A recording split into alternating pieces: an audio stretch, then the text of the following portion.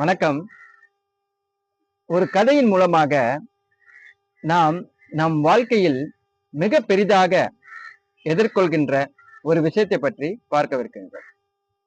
அதன் தொடர்ச்சியாக ஒரு சிறு பயிற்சியை பற்றியும் பார்க்கவிருக்கின்றோம். ஒரு ஊரில் ஒரு சந்நியாசி வாழ்ந்து வந்தார். அவர் எப்பொழுதுமே மக்களிடையே பிரச்சாரம் செய்து கொண்டிருப்பார். எந்த வகையில் என்றால், பிரச்சனையை ஒருபோதும் பெரிதாக எண்ணக்கூடாது, மனம் கவலை கொள்ளக்கூடாது, மற்றும் நம்முள் இருக்கும் அந்த ஆன்ம சக்தியை உணர வேண்டும் என்ற வகையில் பிரச்சாரம் செய்து கொண்டிருந்தார். ஒரு நாள் அவர் பிரச்சாரம் செய்து கொண்டிருக்கும் பொழுது அந்த கூட்டத்தில் இருந்து ஒருவன் எழுந்து, ஐயா, என்னுடைய வாழ்க்கை முழுவதும் ஒரே பிரச்சனையாக இருக்கின்றது, எனக்கு ஒரு நல்ல தீர்வை கூறுங்கள் என்றான். உடனே அவர், உனக்கு என்ன பிரச்சனை என்று கேட்டார். என் வாழ்க்கை முழுவதுமாக பிரச்சனையாக இருக்கின்றது ஐயா. என்னுடைய மனைவி பிரச்சனை, குழந்தைகள் பிரச்சனை, பணப்பிரச்சனை, வேலை பிரச்சனை, அனைத்துமே எனக்கு பிரச்சனையாக இருக்கின்றது என்றார். உடனே அவர் அவனை, நாளை என்னுடன் வா, நான் உன்னை ஒரு இடத்திற்கு அழைத்து செல்கின்றேன், அந்த இடத்தில் உனக்கு எந்த ஒரு பிரச்சனையும் இருக்காது என்றார். உடனே அவன் நாளை வந்தான். சந்நியாசி அவனை அழைத்து கொண்டு ஒரு இடத்திற்கு சென்றார். அந்த இடத்தை அடைந்தவுடன் சந்நியாசி அவனை பார்த்து, நீ மகனே, நீ இங்கே சென்று படுத்துக்கொள், உனக்கு இங்கே எந்த விதமான பிரச்சனையும் இருக்காது என்றார். அவன் அந்த இடத்தை சுற்றி முற்றி பார்க்கின்றான். அந்த இடம் ஒரு மயானம்.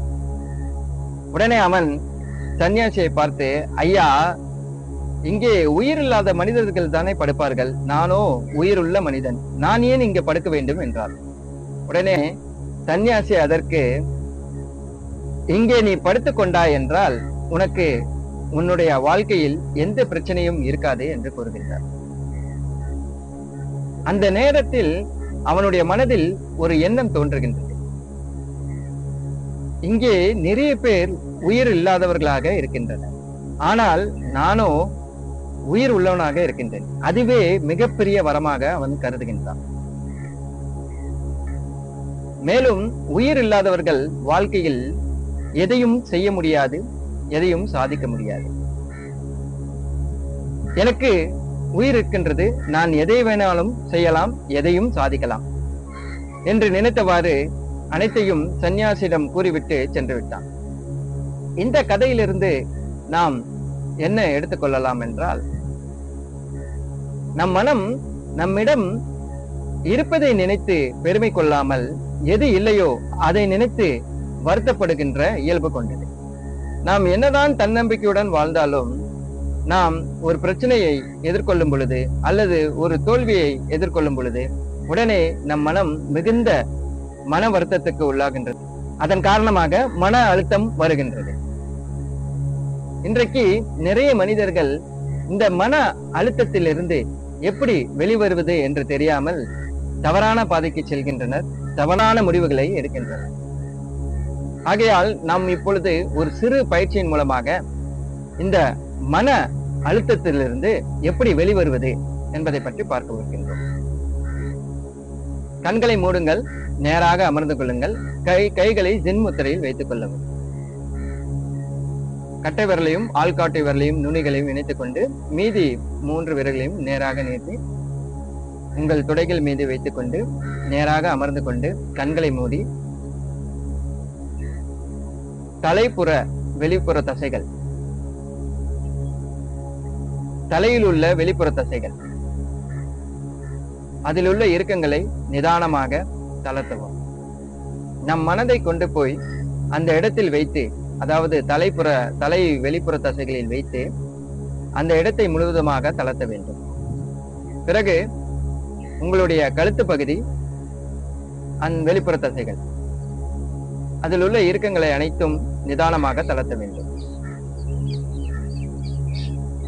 வலது கை, இடது கை, அதன் வெளிப்புற தசைகள், உங்களுடைய மார்பு, அதன் வெளிப்புற தசைகளை நிதானமாக தளர்த்த வேண்டும். முதுகு பகுதி, இடுப்பு பகுதி, அதன் வெளிப்புற தசைகளை நிதானமாக தளர்த்த வேண்டும். வயிற்று பகுதி, இரு தொடைகள், அதன் வெளிப்புற தசைகள், இரு கால்கள். இப்பொழுது மீண்டும் உங்களுடைய எண்ணோட்டத்தை தலை உள்பகுதி, அதாவது மூளையினுடைய அடிப்பகுதி, அங்க பிட்யூட்டரி பீனியல் கிளாண்ட் இருக்கின்றது. அதை நிதானமாக அந்த இடத்தில் உங்கள் எண்ணத்தை வைத்து அந்த இடத்திற்கு மூச்சோட்டம், வெப்போட்டம், ரத்தோட்டம் கிடைப்பதாக எண்ணி நிதானமாக தளர்த்தவும். அடுத்து உங்களுடைய கழுத்து உள்பகுதி, அடிப்பகுதி, அங்க தைராய்டு கிளாண்ட் உள்ளது. அதை நிதானமாக தளர்த்தவும். அடுத்து மார்பு பகுதியினுடைய நடுப்பகுதி, அங்கே தைமஸ் சுரப்பி இருக்கின்றது. அதை நிதானமாக தளர்த்த வேண்டும். உடல் உள் உறுப்புகளை தளர்த்த வேண்டும். அதாவது உங்கள் நுரையீரல், இருதயம் அனைத்தையும் நிதானமாக தளர்த்த வேண்டும். அடுத்து வயிற்று உள்பகுதி, சிறுகுடல், பெருகுடல், அந்த பகுதிக்கு நல்ல இரத்தோட்டம், காற்றோட்டம், வெப்போட்டம் கிடைப்பதாக எண்ணி நிதானமாக தளர்த்த வேண்டும். அடுத்து உங்கள் இரு தொடைகள், வலது தொடை, இடது தொடை, உள் தசைகளை நிதானமாக தளர்த்த வேண்டும். அடுத்து உங்களுடைய கால். மீண்டும் தலை முதல் பாதம் வரை அனைத்து உறுப்புகளையும் நிதானமாக தளர்த்தி அதில் உள்ள இறக்கங்களை உங்கள் உடம்பு வழியாக, கால் வழியாக பூமிக்கு சென்று விட்டதாக நினைத்து தளர்த்த வேண்டும். இந்த பயிற்சியை நீங்கள் செய்யும் பொழுது உங்களுக்கு ஏதாவது மன அழுத்தங்கள் இருந்தால் அதிலிருந்து வெளிவருவதை உங்களால் கண்கூடாக பார்க்க முடியும். இந்த பயிற்சி உங்களை அடுத்த கட்டம், அதாவது மன அழுத்தத்திலிருந்து வெளிவந்து அடுத்த கட்ட நகர்வை நோக்கி செல்வதற்கு உதவி புரியும். நமக்கு எப்பொழுதெல்லாம் மன அழுத்தம் ஏற்படுகின்றதோ அப்பொழுதெல்லாம் நாம் இந்த பயிற்சியை உடனே செய்து நம் மன அழுத்தத்திலிருந்து வெளிவந்து நம்மளுடைய வாழ்க்கையை வளமாக வாழலாம், அடுத்த கட்டத்தை நோக்கி நகர்த்தலாம் என்பதை தெரிவித்துக் கொண்டு உங்களிடமிருந்து விடைபெறுகின்றேன். நன்றி, வணக்கம். நான் உங்கள் வடிவேல், யோகா மற்றும் பிராணாயாமா சக்கர மெடிடேஷன் ஆசிரியர்.